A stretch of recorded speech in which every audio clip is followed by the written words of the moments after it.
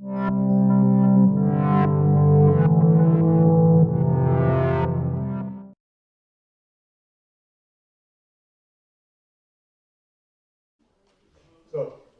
Lyle has been a long-term friend. He comes from I believe you come from Second Mesa? Third Mesa. You see, I make mistakes all the time.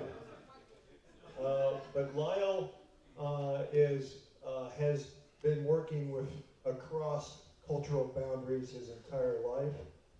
He's highly respected both in the Hopi community, the Anglo community. He has served with numerous different organizations. And I asked him to speak because he is living Hopi, but he works as an archaeologist.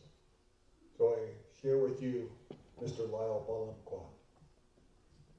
Thank you, Brian. While we're trying to get the PowerPoint going, we'll go ahead and just start. And for me, being back here is not only a return home because I've earned both my bachelor's and master's degree here at Northern Arizona University, but many of the people who helped get me to this point are here. And I want to pay my respects to Dr. Vasquez in the back there because it's his fault that I've ended up where I'm at today. Partially his fault, and we'll touch a little bit on this path that I've taken.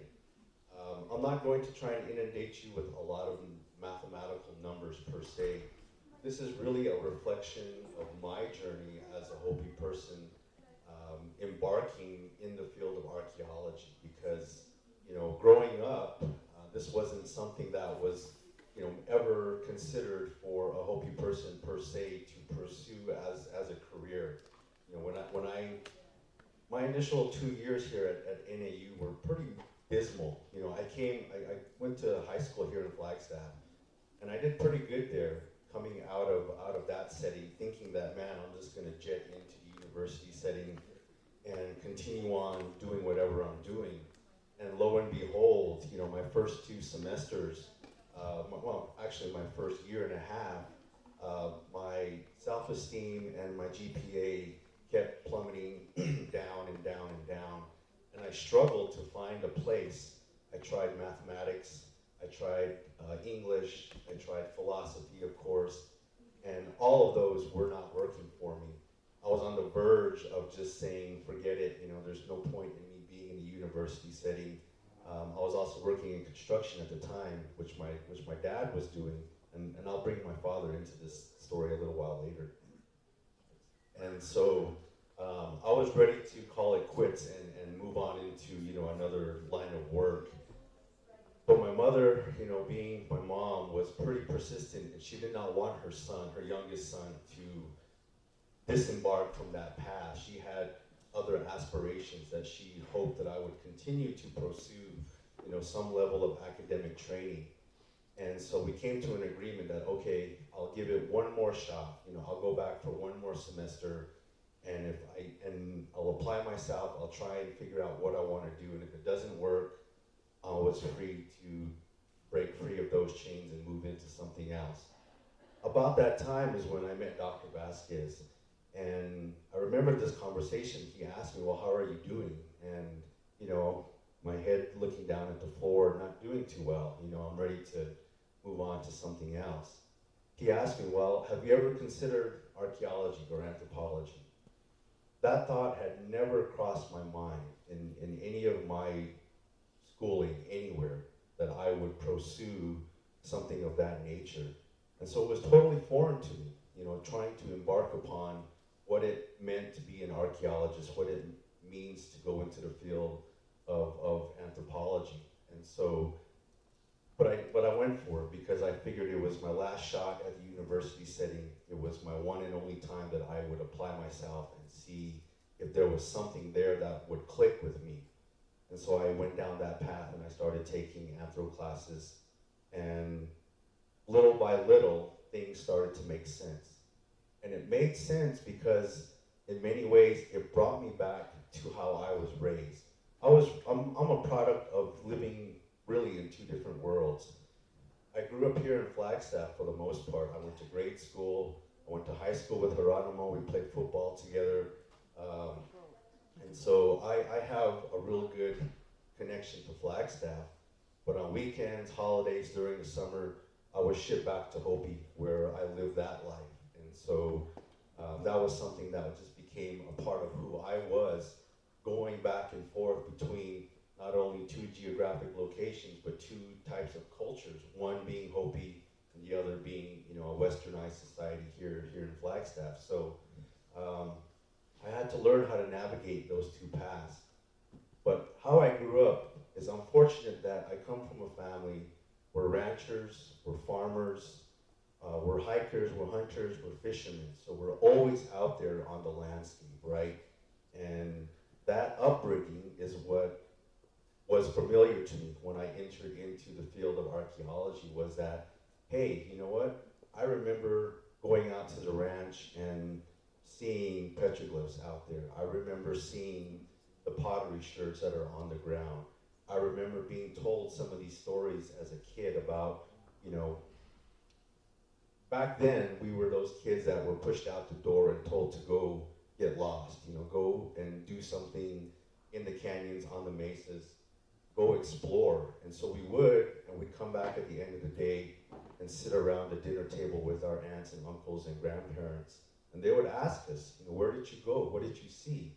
And so we would talk to them and tell them, well, we went to the west where there's this spring, and they would tell us a story related to that. Or we went to the north where there's a ruin, there's a village there, and they would tell us a story about that. So little by little, we accumulated this cultural landscape mindset with it. We didn't know what it was at that time. We just knew that there was stories out there on the landscape. And that's how we came to relate to our surroundings. So when I finally made the decision to stick it out and go into archaeology, that is what was able to draw me back into the university setting, and finally found a place that I felt like, you know, I had a familiarity with it. There were other brown faces in the department to help me navigate that path, you know. And so I'm very fortunate that, you know, you talk about the crossing of the roads and the different paths you take in life and how those things have implications in life way down the line. Well, that one conversation, that decision to stick it out, and I'm pretty sure my mom wasn't going to let me off the hook that easy. You know, she was going to make me stick it out, probably a little bit more. But I'm grateful for that because it's brought me back home to NAU, you know, where I consider that I learned much of what I was able to carry out into the world, and then, you know, build a career off of it, and then come full circle. So this is going to be a little bit of history about my path and how I've navigated archaeology and some of the things that I've learned, and what am I doing now? What is Hopi doing, you know, to bring archaeology to the forefront and make it applicable to people out home. It's one thing, and it's great to be able to come and speak to organizations such as this, but it's a whole nother thing that to be able to take it back home and make this real to people out there, because I don't want my kids or this generation thinking that they are excluded from something simply because it has a negative history. We have to overcome those influences, and we have to be able to serve that. It wasn't easy to break through those barriers, but we did it, and in doing so, we've set a foundation for other people to come in and continue on this work, because, you know, we're not in this by ourselves. You know, we all have to look to one another, and there always has to be somebody coming up behind us, right? I am fortunate that I've had great teachers, not just from the university setting, but from Hopi as well, to help me, you know, lead and guide me along the way. But now what do I do with this information and knowledge that I've accumulated? You have to be able to pass it back on to people there. So we'll try and do that real quick. I chose this petroglyph. This is out on the Ute Tribal Park there south of Mesa Verde, because, you know, it really kind of entails somebody's journey, right? In Hopi, we tend to generalize spiral imagery as indicating movement of people. You know, it's fluid, it's dynamic, it's always changing. We're always on our way to somewhere else, at least in our ancestral history.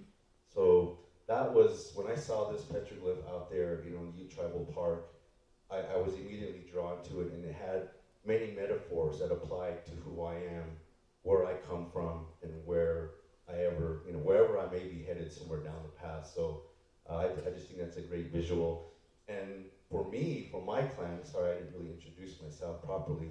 I'm from the Greasewood clan, Balenquah, on my mom's side, and Balenquah, Rattlesnake clan on my father's side, from the village of Balenquah in Third Mesa. And so that two sets of histories right there, those two clans give you a whole set of knowledge that you are responsible for and that you must learn and maintain. This area of Ute Tribal Park is ancestral to my mother's clan, the Greasewood clan. We have our migration traditions talking about how, through our movements across the landscape, we covered large geographic areas, and part of that movement took us through the Mesa Verde area, coming south on a return migration, ultimately, which would bring us back to Hopi. So not only visiting this area was a return home, but being able to see visual markers of who I am and our people's journey really reinforces that. And that's something I want to talk about, as we go through this. I like this quote here. We do a lot of consultation with knowledgeable elders out at Hopi. And this quote really spoke to me because, early ethnographers, early archaeologists, some of them really put a lot of hard face value in Hopi oral traditions. And they have a hard time kind of reconciling some of the movements contained within those migration histories. How could you be here when some of your people were also here, and then you speak of some places as visiting twice or maybe multiple times? One of our elders, is kind of just the frustration on his face of trying to relate something as complex as an oral history and have it confined within a Western academic mindset wasn't possible for him. Not that he wasn't able to, but he was trying to convey that, our history is very complex and fluid, and there's a lot of detail in there that we necessarily sometimes cannot share with outsiders, even amongst other Hopis. And so this was his way of generalizing that and saying, it is confusing. Even for us as Hopis, sometimes we all have to get together and hash these things out and come to a greater understanding. I applied it not only to migrations, I applied it to myself, just because of the path that I had been on and am undertaking right now. I am confusing sometimes because I do go all over the place in my work, and what am I focused on from day to day? And so I use this as a reminder that ultimately, whatever work I'm involved in has to bring me back home, has to have some, be applicable to the people that I represent, that I come from. And so this is a daily reminder for me that, there's a greater picture out there. There's a bigger goal for me as a Hopi archaeologist in the work that I do. Just real quickly, this is a petroglyph out at Kraken Rock Pueblo, which is at the northern end of Wapaki National Monument. And this one here, I know it's kind of hard to tell. It's down along the Colorado River at a place called Unkar Delta. It was relatively unknown until recently.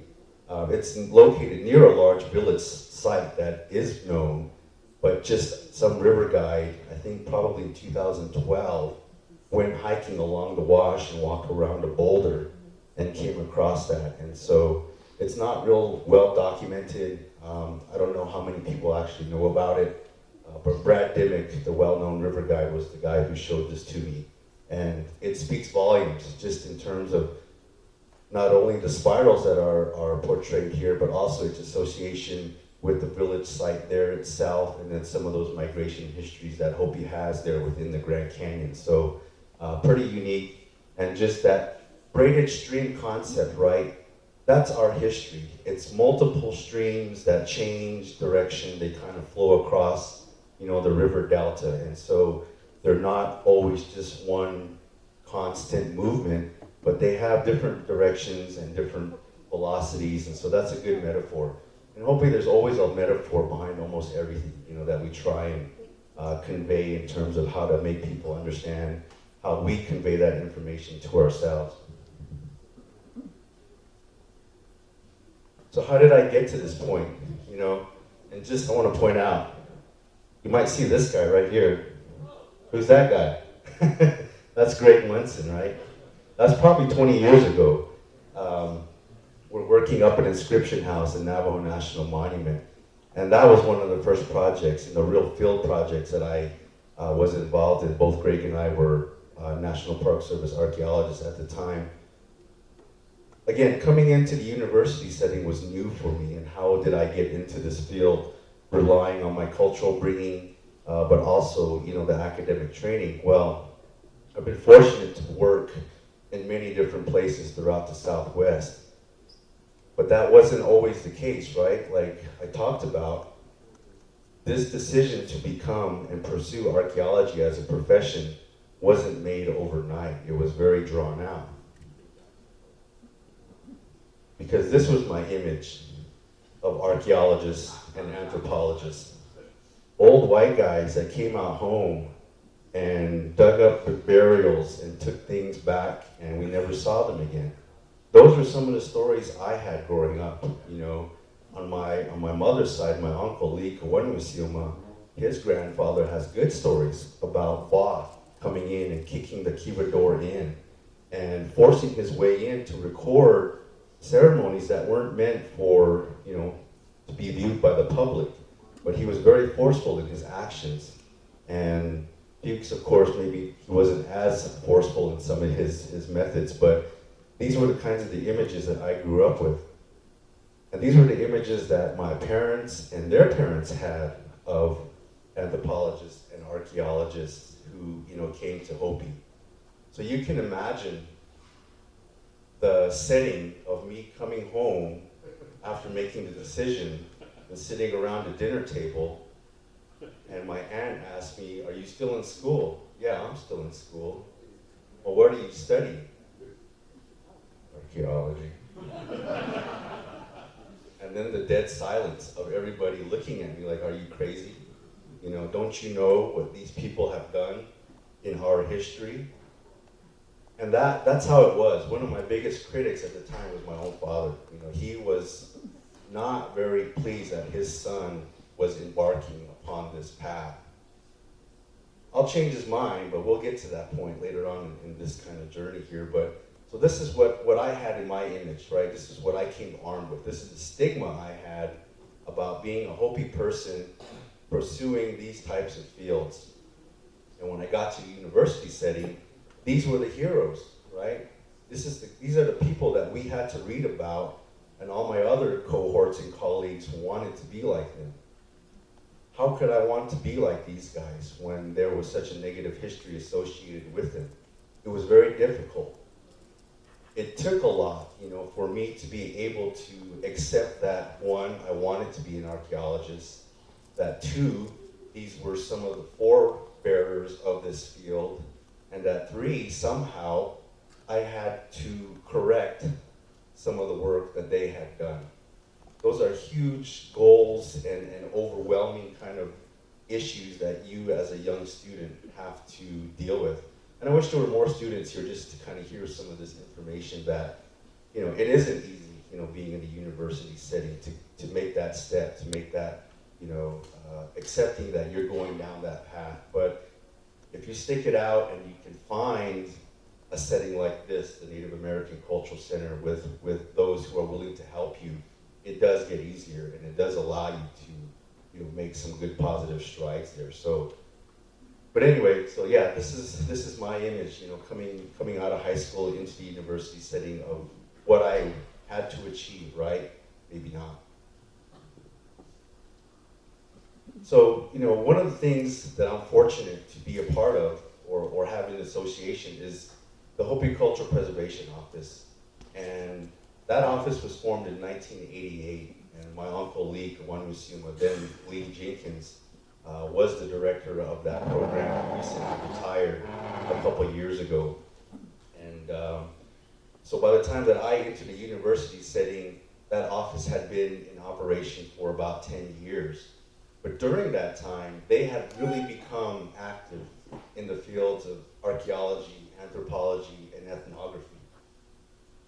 Part of what they do is utilizing our cultural knowledge that is held by various individuals within our communities.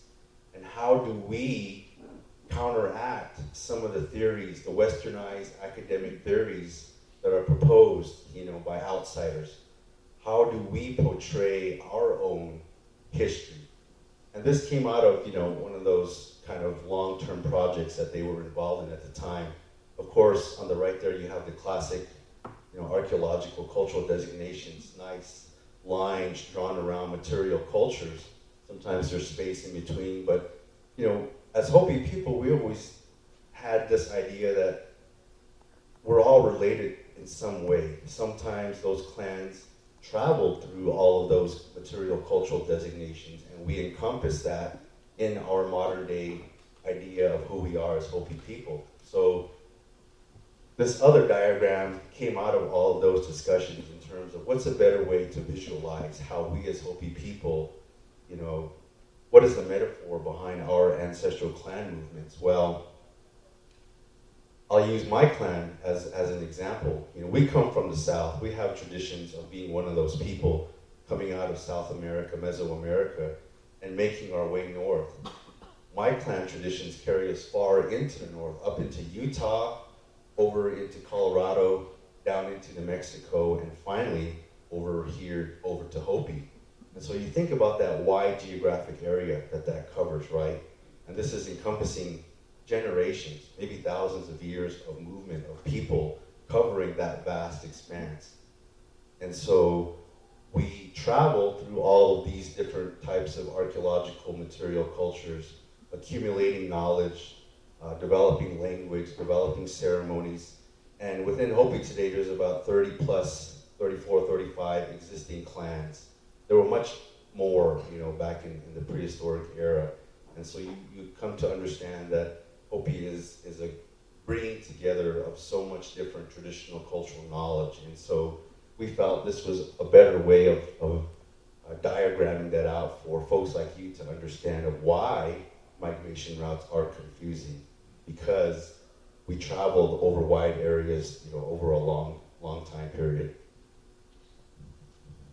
One of the first places I landed was here, Wapaki, when Miguel was able to recruit myself and a few other Hopis.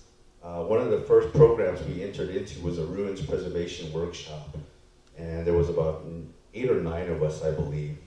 And we spent a few months doing preservation work out here at Wapaki. Later on, a few of us who remained in the program and continued on in our academic training were offered work positions here as student workers. And so we continued on our work here. And I ultimately spent 8 years at Wapaki, from a student worker, eventually moving on into a permanent federal position. And so I consider Wapaki not only a cultural home, because again, my Greasewood and Snake clans have ties into Wapaki. We have histories of living there. But also it's where I really started to learn what it was to be an archaeologist, right? If I was going to accept this role of trying to be an archaeologist, then that meant I needed to learn all of those skills that an archaeologist knows how to do, right? How to do the type designations, how to identify sherds, how to identify points, how to do the reports, how to map. So all of those skills were learned for me at Wapaki. And there was, I was fortunate that there were 2 other Hopis there who stuck it out in the academic setting with me, Bernard Natsway and Lloyd Masayantua. Lloyd has since gone on to become the superintendent within the Park Service of Hubble Trading Post, Navajo National Monument, and I think there's one other, but I can't, there's 3 parks that he oversees. And so, him and I both finished the master's program here. He finished a year before I did, and then we stuck it out, and he made his way through the Park Service system there. So he's one of our shining examples as well of what happens when you can find a way to incorporate traditional knowledge with that Western science training and teaching that we were getting here. So, but for us, this was our home. We spent 8 years out here, learning how to be an archaeologist. And so I have a lot of fond memories of being in the backcountry. I've probably, seen every single site out at Wapaki at least twice.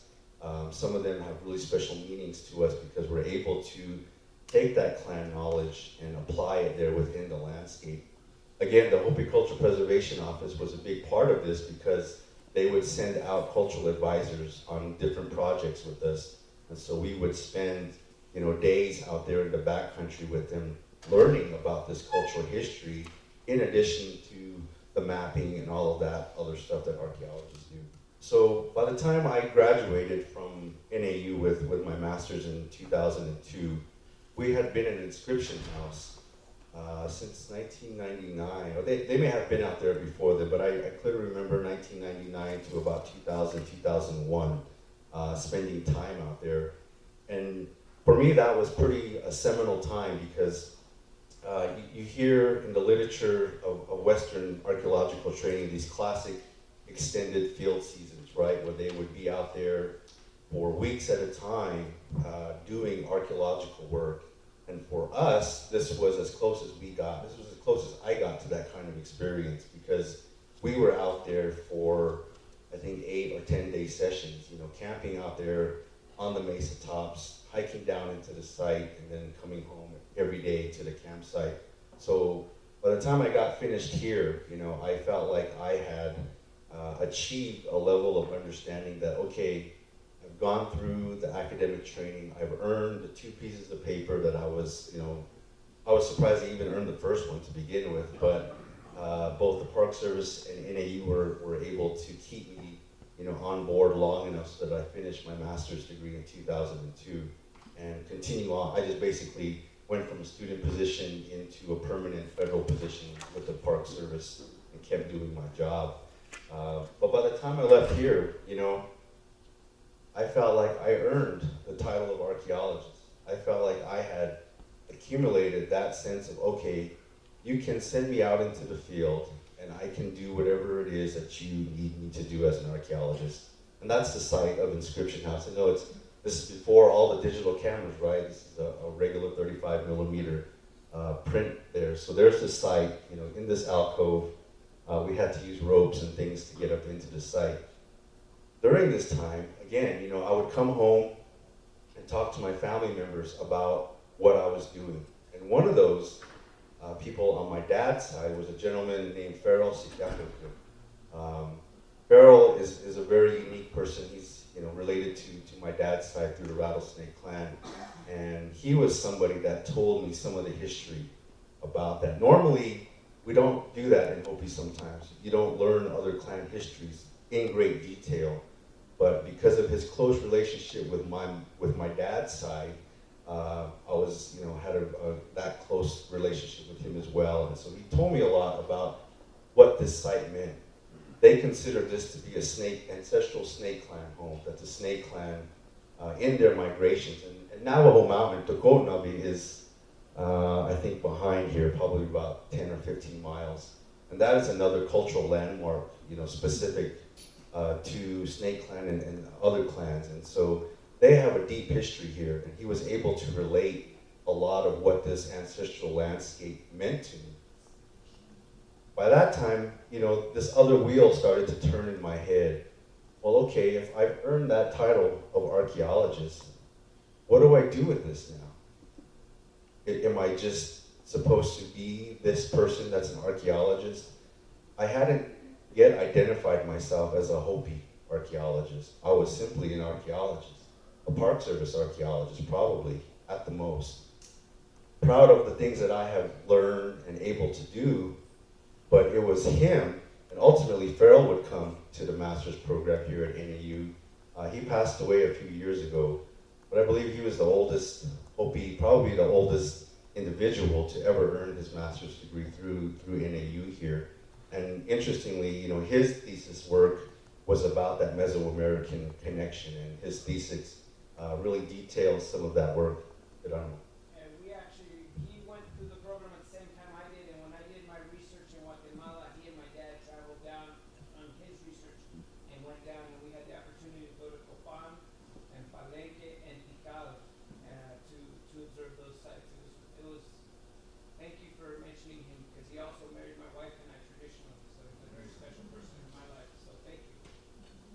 Yes, he took me under his wing, and when he came to the program. It was kind of awkward when he would call me up sometimes and say, "How do I do this stuff? You know, what are they expecting of me?" And for me, being a young person, teaching an elder something about Western academic training was very awkward sometimes. But he understood that that was the reciprocity, right? That had to happen. That I had gone through that process. He had decided to go through it, and he was reaching out. And so, you know, up until his passing, him and I had constantly talked of, okay, well, you know, what are some of the sites we need to go visit and document, and some of that history, you know, some of that work I still do, you know, in his memory. But he was really kind of one of those people who said, okay, cool, Lyle, you've done all this, but when are you coming home? When are you going to bring it back here and make it real to those people that you are representing out there in the world? So that stuck with me, right? And it really made me start to think. I stayed with the Park Service up to a point where they said, okay, we're going to put you into middle management, and then you're just going to be in the office writing reports. And I said, no, I don't want to do that. At the time, the program manager position, ironically, opened up at Hopi Cultural Preservation Office. And so I made that leap. I decided to leave the Park Service and go back home and work for the tribe. One of the first jobs, tasks that I was given within my first month was a massive reburial up at Mesa Verde. Over 2,000 individuals had to be put back into the ground. And how those people come to be in that situation was, of course, from previous excavation work. Maybe they were inadvertent discoveries. Some of them were due to natural causes, you know, landslides and things of that, natural erosion. But ultimately, the decision had been made that those folks, in proper respect, had to be reburied. And so I remember walking into my cubicle and facing a mound of legal boxes that was the individual records of every single individual that had been recorded, 2,600 something. And you know, some of them were in varying states of, you know, some were more complete, some were maybe just a finger bone or something. But we relied a lot on the work of physical anthropologists to help us identify that. That was one of the first times that I really felt like, okay, this has meaning back to who I am as a Hopi person. That all of that work that I've been doing for the past decade finally is coming back in a real way. Later on, we would rebury about 400 people, individuals at Chaco. And so those were the two tasks that really, and the reason why I called this slide face to face is because it was a very surreal feeling of, at that time, there wasn't many Hopi men willing to engage in this process. It was taboo a little bit. There was a lot of superstition about handling these remains. I chose to do it because, again, it was, in my mind, it was going back to that idea that if I'm going to be a part of this field, this kind of process, I have to be willing to right some of those wrongs that have occurred in the past. And even though my family, some of my family were very against me being involved in the physically handling of these remains, I felt it was a responsibility for myself and other individuals to engage in this. And that's not to say that I was chosen for this or anything. It was just a voluntarily willing to do it, knowing that there were going to be risks associated with it. But you know, you do so with good intentions, and so the face-to-face part of it comes from that surreal experience of unpacking these individuals and holding them up and looking at them and saying, who are you? I may not have ever known this person in real life, but our paths are crossing in this one instant. And now is my opportunity to right something that was wrong to you in the past. And of course, it wasn't always according to how Hopi tradition. We don't have a reburial process. You know, that's how it was explained to us, is that once these people went in the ground, that was it. They were never meant to be, you know, bothered and disturbed again. But you know, that's just the way it played out now. And so that really brought it home for me in terms of what is the work that I'm doing now? How is this applicable to not just science, but how can my people here at Hopi have meaning for it? And so that was another learning experience for me. I got 5 minutes, they said. So these aren't actual reburial items. This is just an idea of some of the things that we encountered that, different examples that went back into those reburials. So jewelry, tools, pottery, you name it.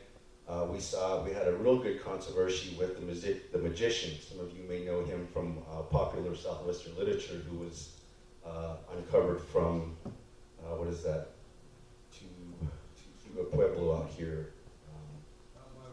Out by Winona, yeah. But anyway, so there was a lot of controversy we went through with that individual. This is the latest one that we're involved in, right? Bears Ears National Monument. This is a highly contentious issue for many people, not just within the Native community, but also, with other folks in the general American public. Some folks are for the monument, others are against it. Hopi, through our migration histories, has that ancestral connection to this area. And so recently we've gotten involved in this effort to document our connections to that. Ultimately, with the goal is that some of this information will make its way into the larger federal management plan that is currently being worked on right now. There's a lot of things happening there's a lot of roadblocks being put in our place right now. Recently, the advisory committee that was established by the Bureau of Land Management that is going to oversee the management plan stacked all of those advisors with anti-monument personnel. And so there are no Pueblo tribal representatives on that advisory council. So we have our work cut out for us, those are the politics and legalities we have to deal with. I think ultimately Hopi just focuses on our traditional knowledge and how do we incorporate that, and what is the most respectful and culturally appropriate way that we can collect that information so that it has meaning within a management plan setting. These are just some of the photos. We were able to do aerial flights on a little dinky plane, over southeastern Utah.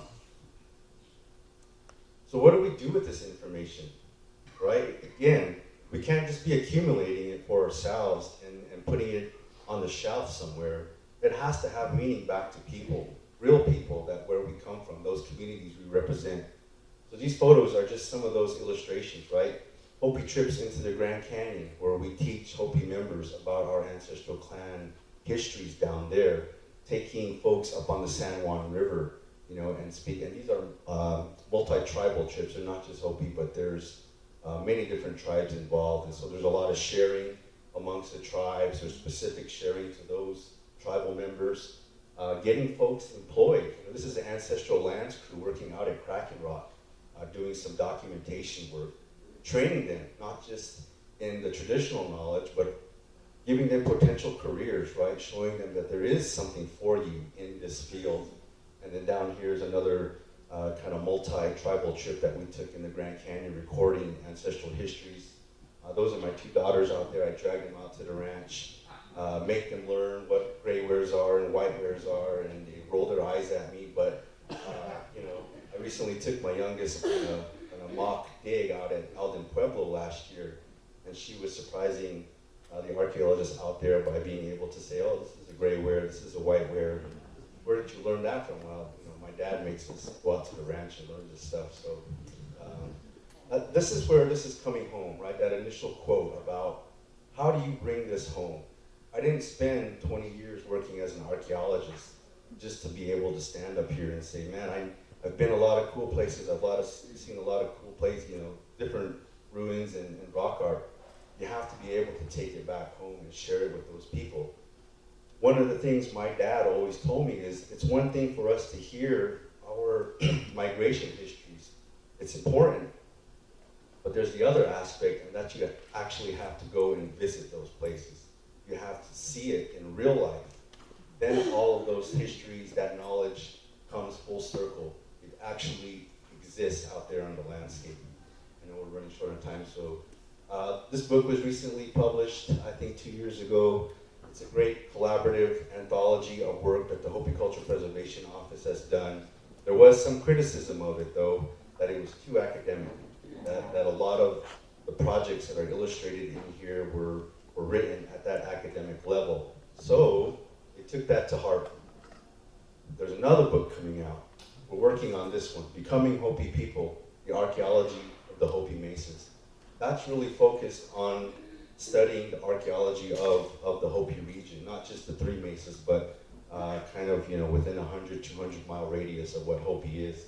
Part of that research that we're involved in, that I'm involved in, is looking at turquoise in Hopi society. Unfortunately, our good friend Saul Hedquist passed away last fall. He and I were working on a chapter looking at what turquoise means. I make jewelry on the side, and so we both met on that turquoise trail somewhere and went down this path. We hope to carry on Saul's memory and his work. So we're a good ways out. We're still in the editing process. We have about 15 chapters done, but out of 15 chapters and 500 pages of text, we need to whittle that down because of that initial criticism that the first book was too academic. This book is going to reverse that and really be meaningful in a very, I don't want to say generalized sense, but it's going to be something that Hopi people, any Hopi person can pick up, any individual can pick up and read and understand what we're trying to do. There'll be smaller versions of this book that are printed and distributed free to the Hopi community. So, because the first book cost $60, right? I mean, who wants to spend $60 on a book unless you're in school, or unless you really want it for the shelf? But I want to close with this. But no, with all due respect, there is meaning here, right? And this is a petroglyph panel in Utah. I'm not going to elaborate much more on that. I work as an outdoor backpacking guide as well. And so on one of our trips last April, we did a kind of a scouting trip, and we encountered this. And then I was able to go back with the real group and look at it again. And then last fall, a group of friends of ours, we went back out, and a friend of mine had, he's really into this. I know he's here, but I won't point him out. But man, he came up with these. There's some app out there that can figure out the movements of, the sun and the moon and track them and how these things should align. So there's a lot of math and a lot of cool stuff there. But what I want to go back to real quick, and I'll close with this, is when I initially saw this, I knew what I was looking at. I definitely knew that this was some kind of calendar. What was really drawn to me was that this was a calendar that was probably created over a long period of time. Because I'm looking at what we may call basket maker petroglyphs under here. And they have a deep patination, meaning that when they were carved, there was a fresh surface. And the amount of time that it takes for this varnish to re-accumulate is a long, long time. Somewhere after that initial creation, somebody came back and watched that movement and repecked these two lines in. This isn't fresh, this is actually moss, or that lichen that's growing in there. So you look at those differing rates of growth between the desert varnish and the lichen. This calendar has been watched for thousands of years. And so we're going to continue to do some work in that, but really cool mathematical stuff that Roger did. Still don't understand it, but it looks cool. And there you go again. So here's some information. I write a blog, which I talk a lot about this stuff and how Hopi's working to get this information out there. I co-host a podcast with another NAU grad, and we talk a lot about indigenous issues, about not just archaeology, but everything that's going on in the Southwest. That's me and my dad up at Monarch Cave in southeastern Utah. So with him, right, number one critic in my decision to become an archaeologist, here we are 20-something years later, he's now actively involved in the Hopi Cultural Preservation Office, but I can't keep him out of archaeology sites now. He's generally grown to understand what this science means and how it's applicable to Hopi people. So for me, I'm able to come home and again, teach an old dog new tricks. So thank you everybody, I appreciate being here.